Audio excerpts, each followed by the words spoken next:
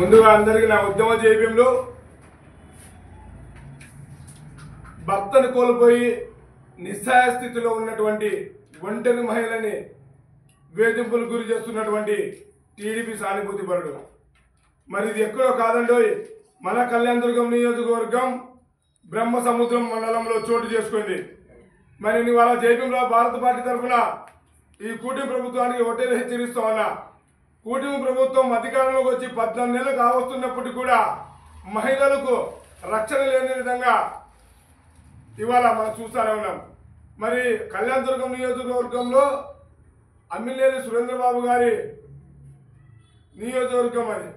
మరి అలాంటప్పుడు టీడీపీ సానుభూతి పరుడైనటువంటి వన్నరప్ప గారు ఒంటరి మహిళలను చూసుకొని ఇలాంటి వేధింపులకు పాల్పడడం ఎంతవరకు న్యాయమని కూడా జైవ్యంలో భారత పార్టీ తీవ్రంగా ఖండిస్తా ఉన్నా.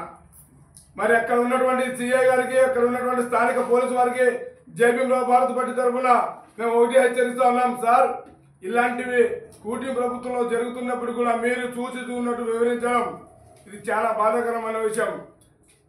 ఇలాంటి విషయం పైన వెంటనే స్పందించి ఎవరైతే ఆ ఒంటరి మహిళలను వేధింపులు గురి చేశారో ఆ ఒంటరిని తక్షణమే అరెస్టు చేసి అతని మీద ఎస్సీ ఎస్టీ అట్రాసిటీ కేసు నమోదు చేయాలని జైవ్యంలో భారత పార్టీ తీవ్రంగా ఖండిస్తా ఉన్నాం. మరి అలాగే వన్నరూప గారికి భార్య పిల్లలు ఉంటే వన్నరూప గారి భార్యకి ఎవరైనా వేరే మగాడు పిలిస్తే మరి వాళ్ళు దానికి చూసి చూన్నట్టు వివరిస్తారని కూడా ఈ సందర్భంగా హెచ్చరిస్తా ఉన్నా. మరి ఇప్పటికైనా కూటమి ప్రభుత్వంలో ఉన్నటువంటి అధికారులకు, కూటమి ప్రభుత్వానికి కొమ్ము కాస్తున్నటువంటి నాయకులు కూడా ఒకటే హెచ్చరిస్తాను. జైవ్యంలో భారత పార్టీ తరఫున మీకు పాలన సుపరిపాలన చేయడానికి 4 సంవత్సరాల పరిపాలన ఉంది. మరి 4 సంవత్సరాలు కానీ పరిపాలనకి అభివృద్ధి చేసే దిశగా పనిచేస్తే రాబోయే 2029 నాటికి బాగుంటుందని కూడా మరొక్కసారి గుర్తు చేస్తూ జై భీమ్, జై భారత్.